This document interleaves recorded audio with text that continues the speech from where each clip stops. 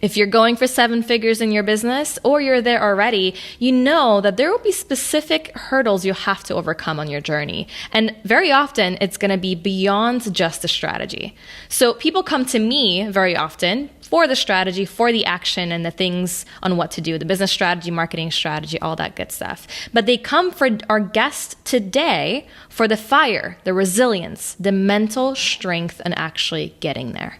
And I'm so excited for today's Heart Behind Hustle episode with Kelly Ruta, who is a seasoned therapist-turned-millionaire mindset mentor for female entrepreneurs. Her style of coaching and speaking has been described as Gary Vaynerchuk meets Brene Brown, ass-kicking with a heart, which is what we're all about, and I love that. So Kelly's 20-year career has been spent on helping women rise above serious challenges and take back their businesses and their lives.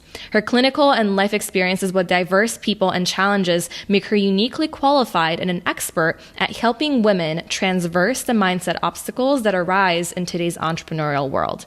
She is a total firebomb. I absolutely adore her, and I'm so excited to have her in this interview today. So let's just go ahead and dive right in.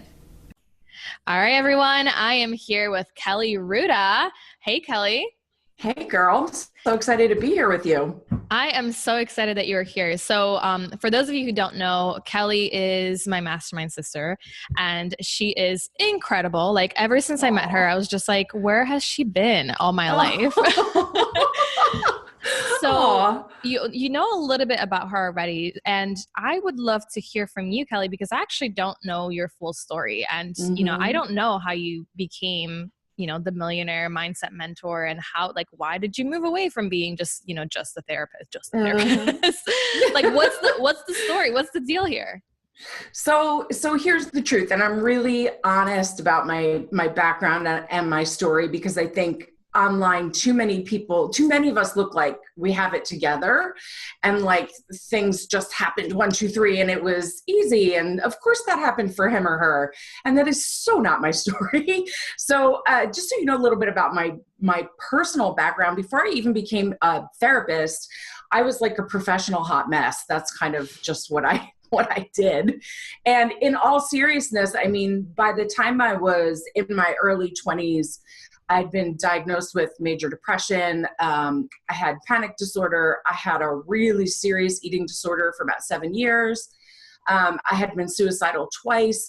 And I say this because, you know, to know me now, you probably wouldn't guess that that's where I came from. Yeah. And that's how I spent the first almost, you know, half of my life. And the second half of my life so far has been completely and totally different, thank goodness. But it hasn't been because I hoped and prayed for it to be different, although I did. It's because I started listening to an inner truth and started making very, very different choices, and learned how to really master my mind. And so, you know, I went on to college and then graduate school and did some post-grad work in psychology. And that's what I did for 2 decades.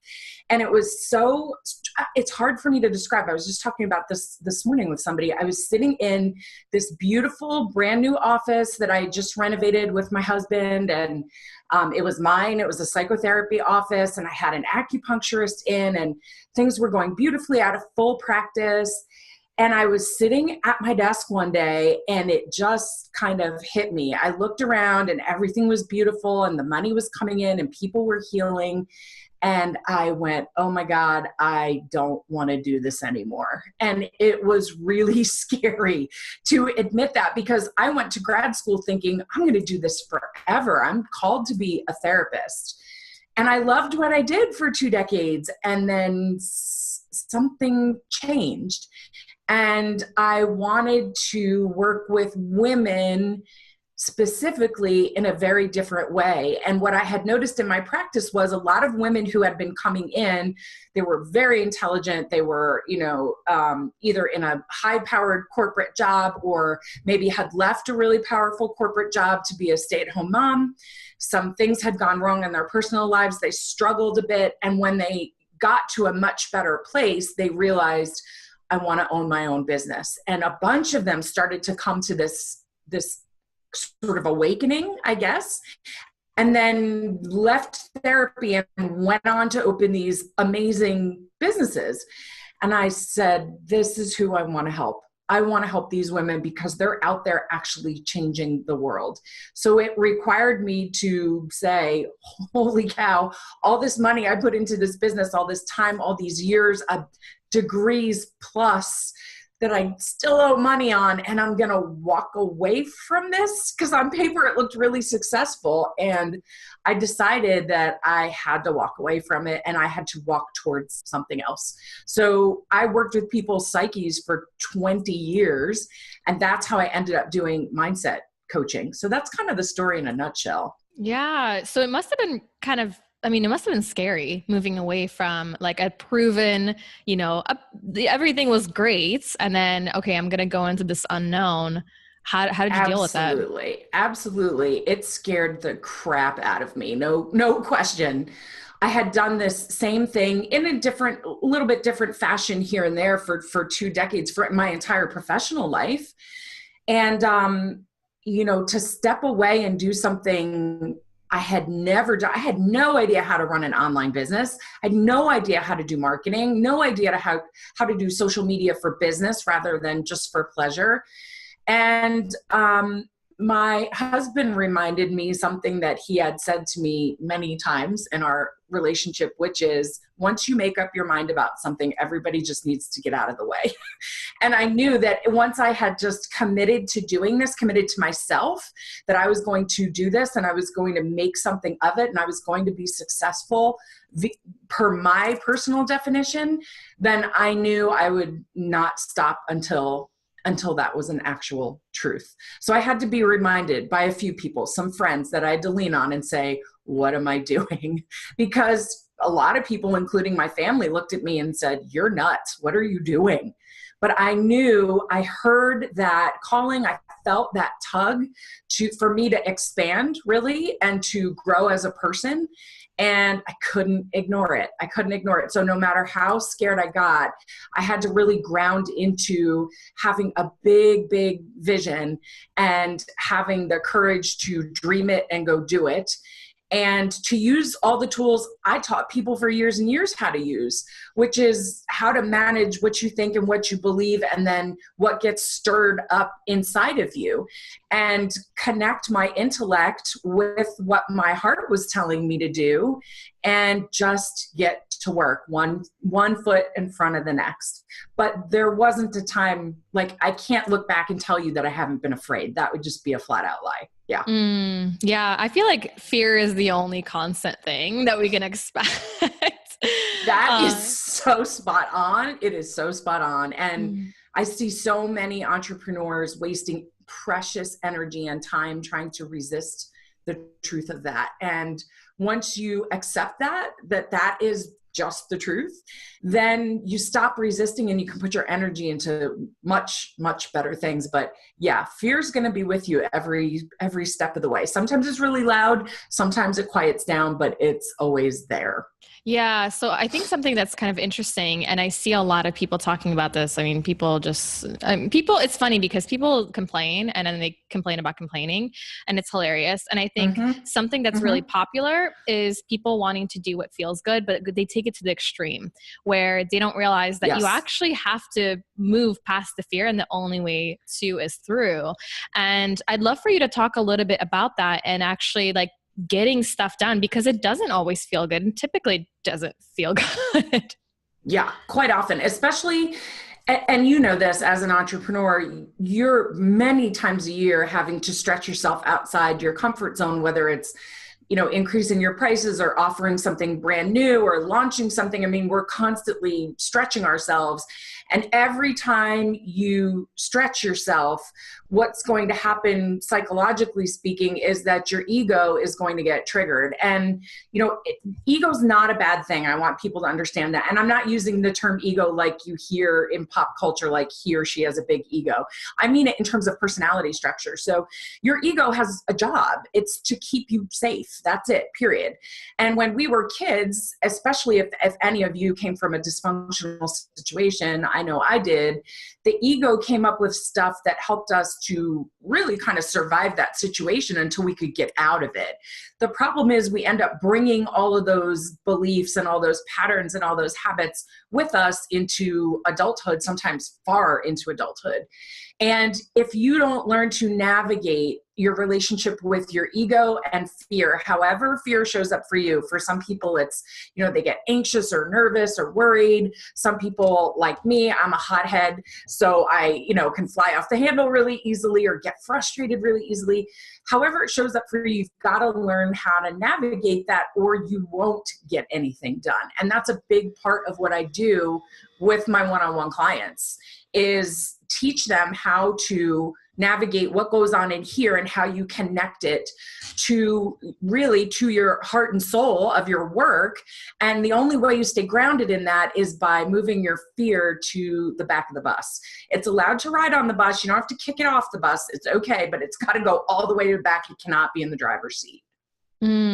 So for somebody that wants to start navigating that fear and start, just kind of getting out there and just pushing through and just, getting into action, what are some of the things that you would recommend for a person like that? Okay. So especially for women, because I've noticed in all the years of work that I've done that we have some really interesting challenges that come up for us when we reach for big goals, whether it's money or visibility or whatever.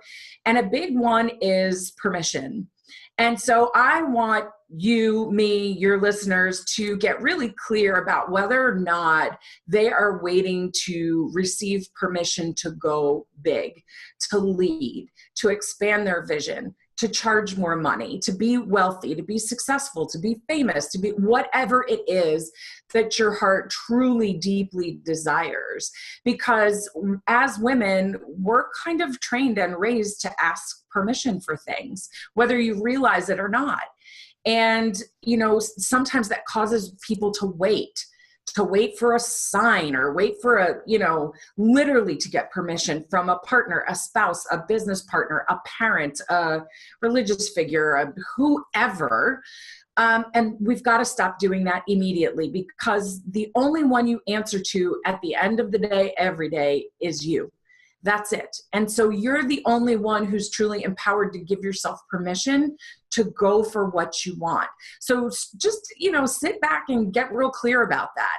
Are you waiting for somebody to tell you it's okay for you to want what you want, to ask for what you want and need, and then to go after it and go after it hard and unapologetically? So that's number one. Number two, this is a big one with women too, is perfectionism.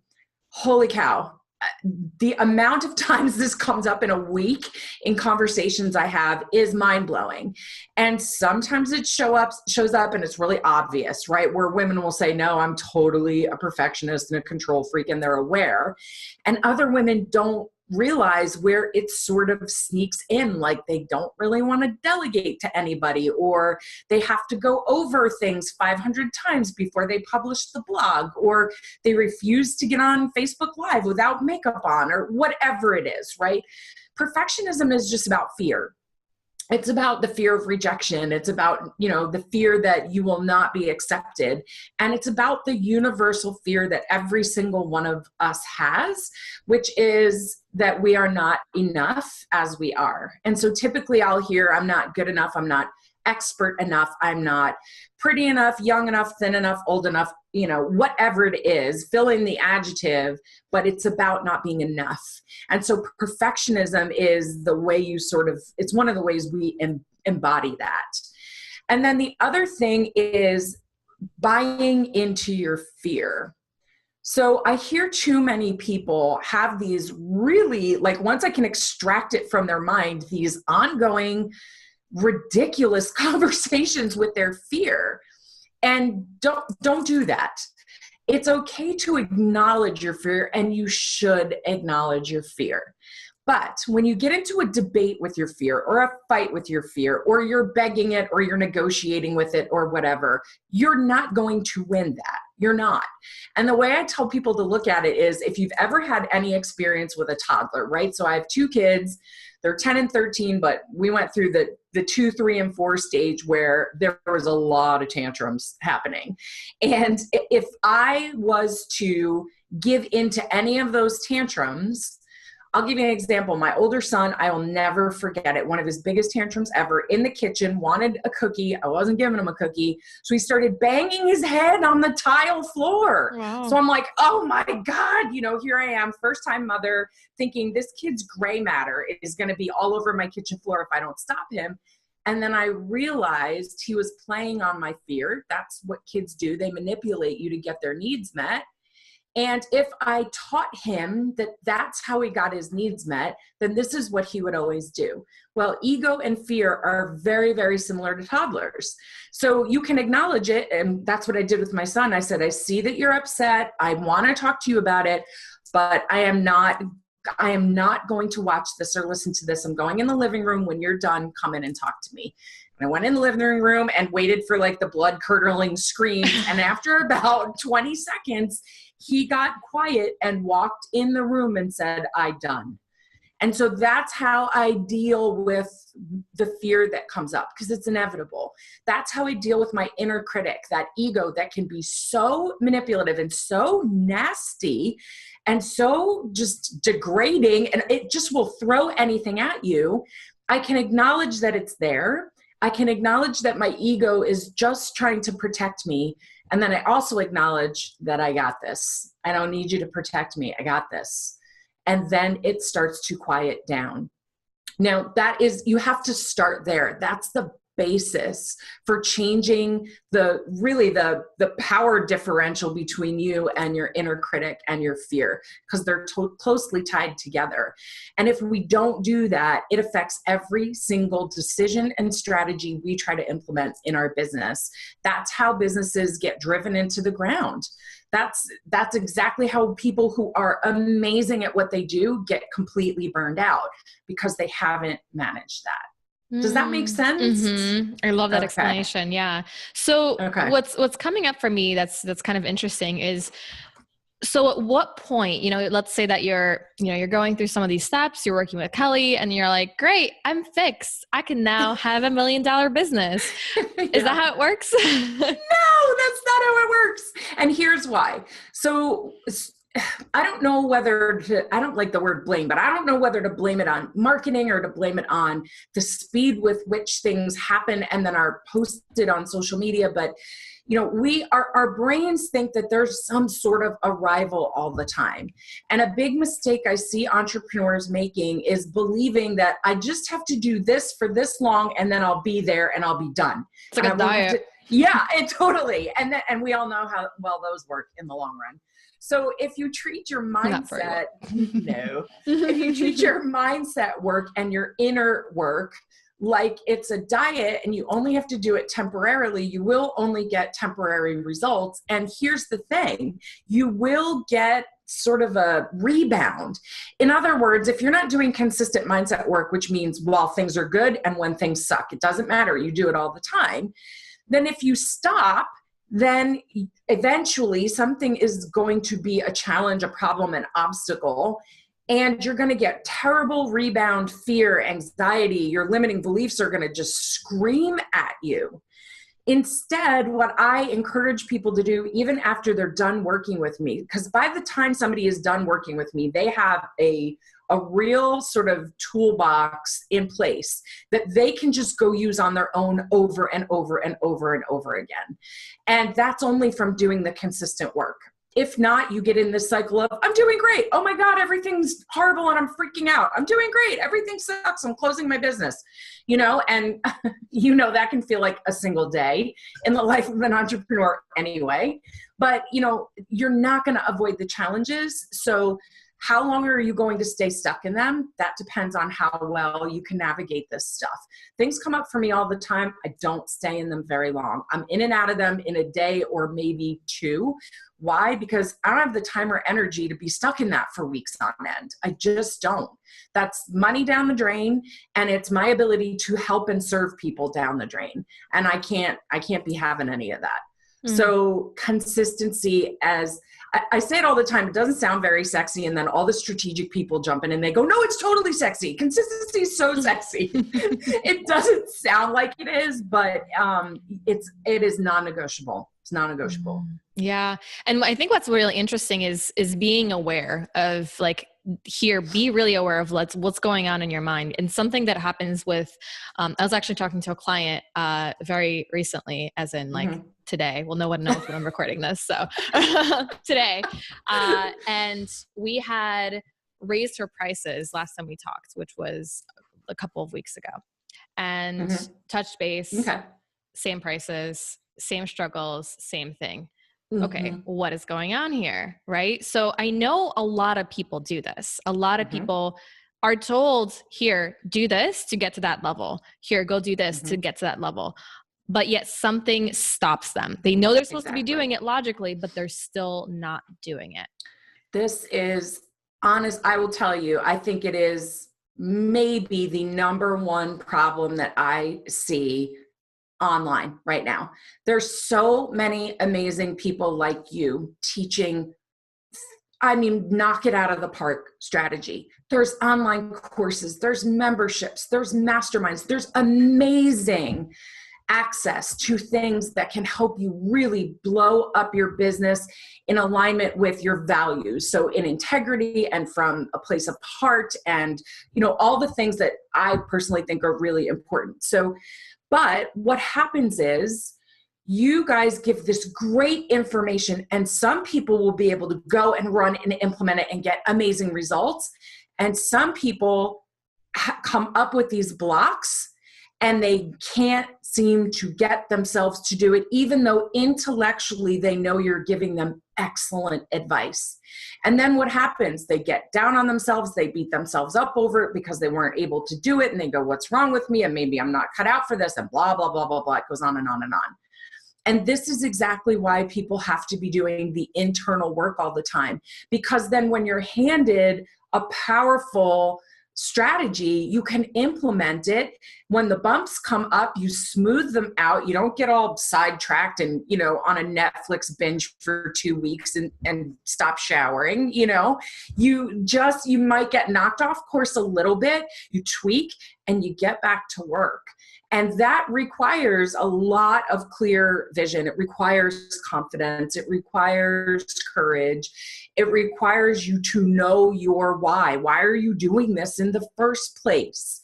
And so, this is a huge, huge problem that I'm seeing. Yeah. And this is also why Kelly, or all of my mastermind clients, get to work with Kelly, by the way. Yeah, I'm so excited. I'm so excited. That's going to be so much fun. 100%. I agree with everything she's saying. And you guys hopefully are really taking this to heart and really listening to what she's saying. So Kelly, I kind of wanted to pivot for a second, because I know that, so you work with 7-figure entrepreneurs and people that want to be at that level. So something I wanted to start talking about a little bit is, there's different mindset struggles or different things that people need to do or get over, or however you want to say that, in different levels in their business. So there's very specific things that need to happen from 0 to 6 figures, from, 100 to 500 and 500 to $1 million. So would you mind sharing a little bit about what those different stages are on the mindset level? Yeah, absolutely. So when you are brand new to business, you literally have to survive the newness, is almost the way I see it. It's so much the fear of the unknown. It's so much the fear of what is not yet tested and not yet, yielding results. You are so raw and vulnerable as a new entrepreneur. You have to constantly be putting yourself out there in different ways. And then trying to price what you offer, whether it's a product or a service, in a way that doesn't trigger you to just shut everything down. And that's one of the biggest things I see from 0 to your first 100K. And the lack of clarity too is a huge thing. So even this morning, I spoke with somebody who I was just doing a quick intensive with. And I mean, I don't typically work with new business owners, except I'll do a 2-hour intensive with them, but I won't work long-term with them. And I mean, no clarity. I want to help people. Okay. I get that. I so love and respect that and honor that that's what you feel called to do. But there has to be so much more clarity than that. And people who are brand new tend to really resist it. Why? Because it triggers all our stuff about being good enough or being expert or can I actually charge that? All of those things.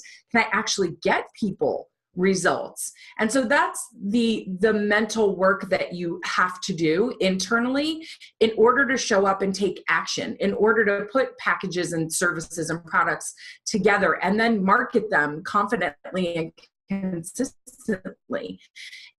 And so that's some of the basic 100K stuff. The struggle I see that goes up till about 500K is this idea, and there's lots of things, so I'm just pulling out a couple here for people to think about. But this idea that you have to sacrifice in a massive way.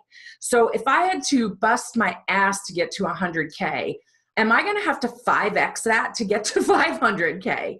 And so what I'm consistently inviting clients to do is to expand their CEO mindset, their success mindset, their wealth mindset. Because now it's no longer about you doing all of the work. It's about bringing in a team, trusting them, vetting them, delegating to them, creating systems and structures to support you. And that means you step out of what your original to-do list looked like. And you have to really expand how you see yourself and where you see your company going. Well, that can trigger a lot of fear too. It feels really big. It seems really big. And there is an assumption, because we're all taught certain limiting beliefs about how you have to work in order to earn a certain amount of money, that, oh my gosh, to get to 500K, I'm going to have to sell a kidney. And so we have to work through a lot of these limiting beliefs.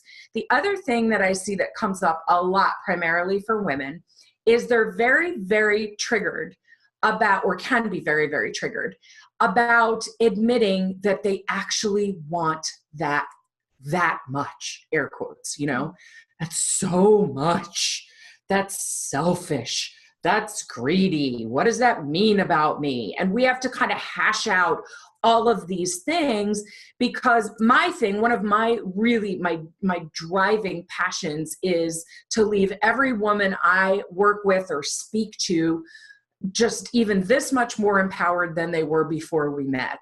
And you cannot operate a company from an empowered place when you're thinking that making $500,000 a year means you're greedy, materialistic, selfish, or any of these other negative things. So we've got to move all of those out of the way. And then the things I've seen from the 500K to the seven-figure. Yeah, go ahead. So I just wanted to add something really quickly. So in terms of what I struggled with when it comes to that level, I wanted to share that because, so for me, being that I'm single and looking for a mate, and I know I want to be in a power couple. I don't want to be the sugar mama. So for me, a big obstacle was that I had to overcome, and still sometimes comes up there.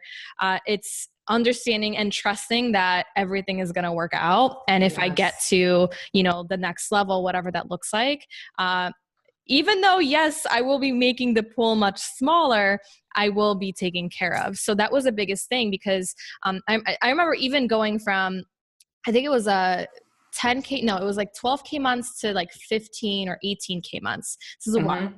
I was working with a girl at that time, and the thing that kept coming up is okay, so what if you were making that much money, what would happen? Like, how would your life look differently? Yes. What would be going on? I'm like, well, I would have, this boyfriend and blah, blah, blah. And then I'm like, well, where am I going to find this guy? He's never going to, like, that's never going to happen. I'm just going to, like, I'm on online dating apps. It's just scrubs all the time. And like a lot of things were coming up about that. So of course, why would I want to get to, at the time it was like 18, 15K months. Right. If I think I'm never going to find a mate at that point. So that was something that I needed to overcome personally. And obviously it isn't helping because it's like growing. It's like it just keeps getting smaller, but having trust in that, I think was a really big one for me. I'm really glad that you mentioned that, because the other thing I hear that's related to that is, say, women who are my age who have kids and are already married and things are shifting, right? That, oh my God, does this mean I can't be a present mother? I can't be a present spouse. I can't have the same friends. I can't, what does this mean? Do I have to? So again, it's about sacrifice. The theme is sacrifice. And, people are really afraid of that. I've had women say, does this mean my marriage is going to end? That kind of thing, because I am literally just taking off. Now, I married somebody who's confident and grounded, and he's not an entrepreneur. He's in the corporate world, but who is, literally whatever I want to do, he says, you're going to be amazing at it. Go do it. What do you need me to do to help you? So, I think we have to know what we truly need. Sometimes we think we know what that might look like, but we have to ask, really, what does it mean for me to have my needs filled, and how can I be open to that looking, instead of really narrowing it into a box and saying, okay, it's got to show up this way. Then we're not really working with the universe. We're sort of working against the universe. And by the way, I use the word universe. I don't care what you call it, whatever you want. God, source, universe. I don't care. It's whatever. That's just my language, And so for me, it's about, and I work very deeply with clients about leaning in and greatly deepening your trust in yourself, in other people, and with that which is outside of you. That you can ask for what you want, you can receive it, you can trust that you are going to be well taken care of, whatever that looks like for you. Does that mean you sit back and on the couch and eat bonbons all day and think it's going to show up? No, that's not how it works. But you can go after what you want and what you need and feel good about it being on its way to you if you're not experiencing it yet. Perfect. So let's move into the 500K to the million. Yeah. So here's what I've seen actually very recently. Couple of things. Number one, this question comes up a lot. Why the hell am I doing this? What am I doing? And why the hell am I doing this? Because there was some idea about what it would be like at 500K or 750K or at their first million. And it's not like that. And they have to ground back in and get clear about what is it you truly desire. I even get them away from saying, what do I want? It's like, a shopping spree. What do you deeply, deeply desire? And how much influence has there been from what other people around you, even if it's just online, are doing, and what they're telling you it needs to be about, or what they're telling you it needs to look like. And so getting very, very honest about that can be a painful process. It can also be really, really scary. I was talking with Jason Van Orden recently about people who are coming to this place in their successful businesses and they're going, holy cow, I don't feel great about this anymore and I need to pivot. And how scary that is, because they've gotten to a certain income level and it's frightening to then pivot, whether it's pivot how you structure your business, or maybe the whole focus of your business, or maybe it's what you were known for before and you want to branch out and expand into something else. It can be really, really threatening. So I think, whether you're at your first 10K or your first million, we have to consistently be asking ourselves, what do I truly desire? And is what I'm creating in and through my business in alignment? And the other thing is, I've seen a couple of 7-figure business owners just really burn out. So they say, I'm taking care of myself, and they'll give me lip service and nod. But when then I break down their weekly schedule and I go, so what'd you do on Tuesday after you did that webinar? Oh, well, and I did this and I did this and blah, blah, and I was up until 2:00 in the morning. And I'm like, really? Because this is not what you told me you really wanted. And millionaires, take care of themselves at a different level so that you can maintain and sustain that level. But when you go at it with this go, speeding freight train, I just got to get there. Then you get there and you go, oh my God, what happened? My friendships are strained. My relationship, my marriage, my partnership is strained. I haven't taken a vacation in a year. And it looks all sunny and rainbows and unicorns online. It looks awesome. I mean, if I see one more picture in front of the freaking Eiffel Tower, I'm going to vomit. I get it, But we've got to be really, really honest about what this looks like behind the scenes sometimes, and what it takes to fix it and shift it and adjust it. And also be looking to mentors who have figured this out and who are doing it really, really well, so that, again, their life is not designed around their business. Their business is designed around their lives. Mm-hmm. And that comes from what goes on up in your mind and how you manage it. Mm-hmm. So that's a big one. That is really a big one. And I will tell you, the more money I've made, the more I've realized I will not sacrifice good support. I am always being coached. I am always surrounding myself with women like you. I am always being supported in the way I need, because once you get a taste of what it's like to operate being well supported, I'm not willing to sacrifice that anymore. It's just not worth it. So that's what the 3 levels kind of generally look like. And then specifically, there are money mindset issues that come up at each level that I end up diving into with people as well. And in the beginning, it's, major scarcity and lack mindset. In the middle, it's about what it costs to expand a business. So team and support and delegating things out, whether it's employees or contractors, and what it costs, what the investment is for you to be well supported, because that can be significant too. And then, at the $1 million+ level, it's about what is it going to take for us to create true financial freedom. So, getting into investing and getting into, what it takes to grow your company in a way that you can be less and less in it, and it still remains lucrative. And that can scare a lot of people. So those specific things come up along the way too.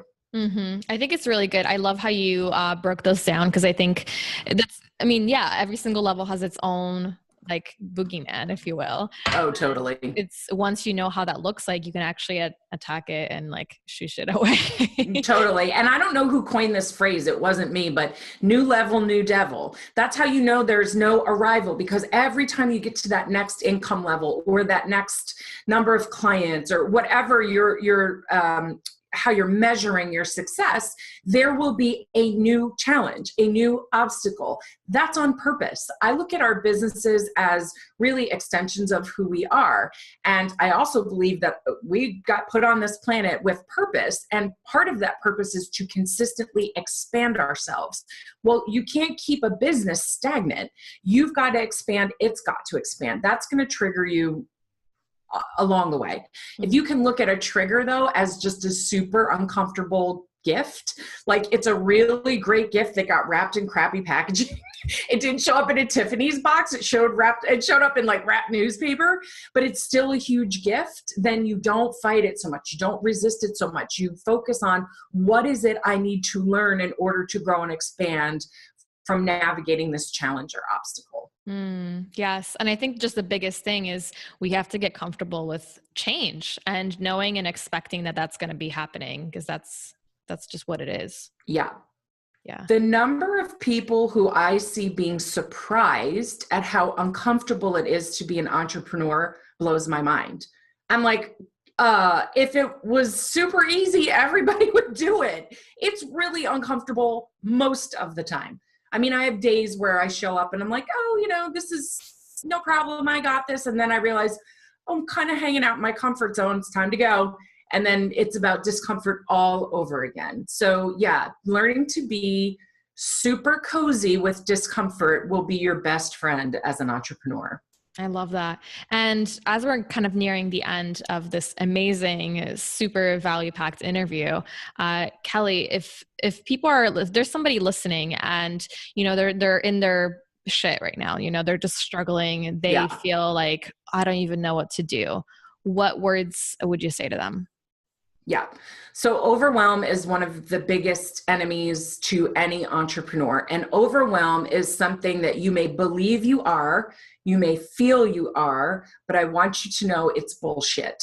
And the best way that you can begin to call BS on your own stuff is to take one action. That's it. So all you have to do is ask yourself, what's the next step? You don't have to have the whole path mapped out. And I know my like fact finders love to have every step like neatly packaged and mapped out. It doesn't work that way. Even when you map it out, half the time it doesn't work that way. All you need to do is ask yourself, what is one thing I could do right now in this moment to either raise my mood or my energy just 1 degree? So if think about it, if you're navigating a ship in the ocean, right? If you're headed for a particular shore and you just change the navigation tools by 1 degree, you could literally end up on a different continent. And so when I ask people to shift their behavior when they're already on the struggle bus and overwhelmed, it can be like, oh my God, I don't know what to do, and it's too big and it's too much. 1 degree. That's it, a 1 degree shift. Sometimes that means I'm going to close my laptop, get up and go for a walk. Sometimes that means I'm not going to work from home today. I'm going to go find a great like outdoor space to work in, breathe the fresh air, feel the sun on my face and feel amazing. Maybe it means you just get on the phone with somebody and go, everything sucks right now. Can you help me shift out of this today? Maybe it means you finally go hire support, or you at least get on the phone and interview somebody to bring you the support that you need. But just one thing, you don't have to do all the things right now. I promise you, you don't. Just one thing, because what you're focusing on is what expands. One or two of our greatest internal tools are focus and attention. Whatever you allow your focus and attention to rest on will expand in your experience of it. So you want to shift your focus and attention just even a little bit, and you will find that your overwhelm lessens and lessens. You begin to calm and ground, and then you come sort of back to your senses. So that it's a really simple thing to do, just not always easy. It's simple. And so for a while, even in the beginning, I put I love these neon Post-it things. I have them everywhere. And in the beginning of my business, I would write and leave it on my desk. What's the next right step? That's it. Just one. So that's what I would recommend if you're on the struggle bus right now. I love that. That's really good advice. So Kelly, I know that you have a gift that you wanted to share, a couple of things that you actually want to share with I do. So I recorded a training and sold it. It's called the 5, and now it just flew out of my head. I can't believe I just had a complete brain fart. Basically what it is, I can't remember the title. It's the 5 steps that I teach all of my high-end one-on-one clients to begin to shift their limiting beliefs about anything, whether it's your ability or success or money or just business in general. It's our limiting beliefs that really stop us. And I teach 5 very simple steps that when you practice them consistently and you do it for 30 days, and I even give you a journal sheet to track for 30 days, you will be blown away at what shows up for you. So I have that. I'm no longer selling that. I'm giving that as a free gift. All you need to do is come over to my Facebook group. And yes, I know people are blowing theirs up left and right. I love mine. And so I'm still doing mine. And it's called the Millionaire Mind Masters. And just come join us. It's women only, and it's women at all different levels of business. And it does not matter what level you're at. These 5 steps absolutely can work for you. It's a complete video training and a workbook, and it's yours just for joining the group. Amazing. That's a really good gift. And then for people that wanted to contact you or just, learn a little bit more about you, how can they find you? So my website, I'm going through a huge rebrand right now. My website is totally under construction. I'm excited for it to come out. But the best thing that you can do is either hop into the group. I'm in there all the time, every day, all the time. I live stream in there. I have conversations in there. I do trainings in there, all kinds of stuff. Or you can find me on my business Facebook page, which is just goes by my name, Kelly Ruta. And if you have any questions about anything that I said today in our interview, just shoot me an email. You just shoot it to info@kellyruta.com. And I'd be happy to answer any questions that you have about really anything we talked about or anything related to mindset and business. Awesome. Well, thank you so much for being here, Kelly. It was a really, really, it was just amazing. Oh, thank you so much for having me. I was so excited to hop on and do this today, and just, I could talk about this stuff all day long. So thank you for giving me the space to do that and to help serve the people that listen to you. So much love to you, my friend. Mwah.